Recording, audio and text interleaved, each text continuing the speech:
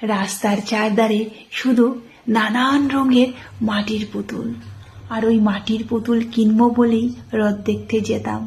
আর কার কত সুন্দর সুন্দর পুতুল, এই পুতুল দিয়েই পুতুল খেলা।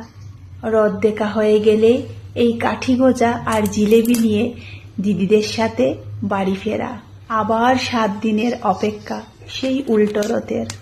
এখন আর রথ দেখতে যাওয়া হয় না, তাই আমি ঘরেই বানিয়েছিলাম এই কাঠি গজা।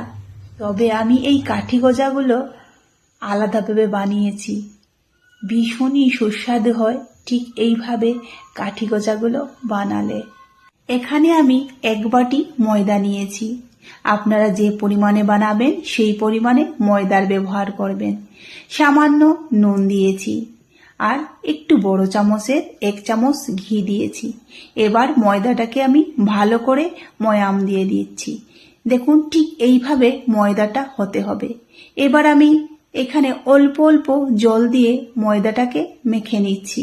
একসাথে জল ঢেলে দিলে অনেক সময় ময়দাটা নরম হয়ে যেতে পারে, সেই জন্য ঠিক এইভাবে অল্প অল্প করে ময়দাটা মাখবেন।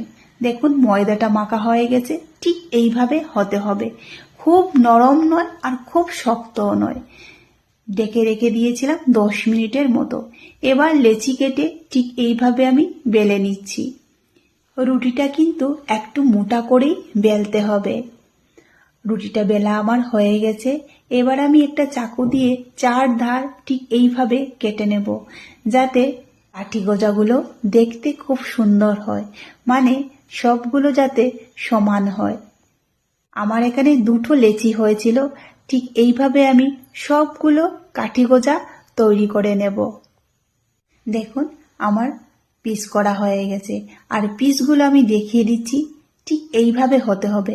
আপনারা যদি আরেকটু পাতলা করতে চান করে নিতে পারবেন। এবার আমি আগে থাকতেই তেলটা বসিয়ে রেখেছিলাম একদম লো আছে। এবার আমি সবগুলো কাঠি গজা দিয়ে দিলাম ভাজার জন্য। এখানে একটু ধৈর্য ধরে ভাজতে হবে। যখন দেখবেন একদম সোনালি কালারের হয়ে গেছে, নামিয়ে নেবেন, একদম লাল করবেন না। এখানে আমি চিনিও নিয়েছি ওই বাটির 1 বাটি। চিনিটাকে আমি ভালো করে গলিয়ে নিয়েছি। দেখুন কি সুন্দর কালার এসছে। এবার আমি কিছু মৌরি দিয়ে দিলাম, দিয়ে ভালো করে মিশিয়ে নিলাম। এবার ভেজে রাখা কাঠি গোজাগুলো দিয়ে ভালো করে মিশিয়ে নিলাম, যাতে খুব ভালো করে চিনিটা লেগে যায় কাঠি গোজার গায়ে।